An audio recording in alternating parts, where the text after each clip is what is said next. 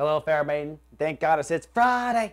Oh, thank goddess. You know why? It's been a difficult week and Virgos have been hit pretty hard. But now I have good news for you finally. Looks like over the weekend things will work out for the Virgos, but you got to follow my instructions. For one, today as you wake up, the moon is in Libra, so you are emotionally sensitive to your self-esteem.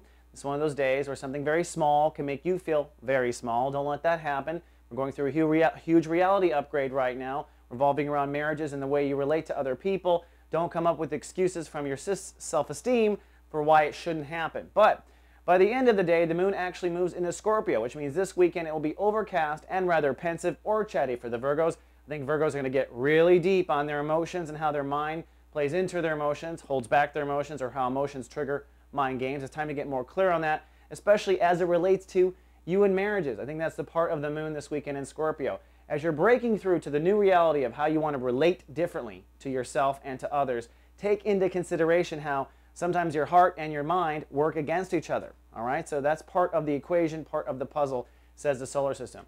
Like I said, we're now over the hill and heading downhill on the roller coaster with the sun conjuncting Uranus. The sun is now 1 degree off of Uranus. I expect that anxious innovation vibration to be lessening as the days progress up until Sunday and Monday, where we don't feel it as much and things start to feel strong again. It's been a tough week. Remember, the topic has been you and marriages. This may have all played out in one particular marriage that you're involved in, whether it's business, partnership, or romantic, but still, by Sunday, I expect you to have a different perception on relationships at large, marriages. Trying to talk cool. Then lastly, I want to talk about Mars.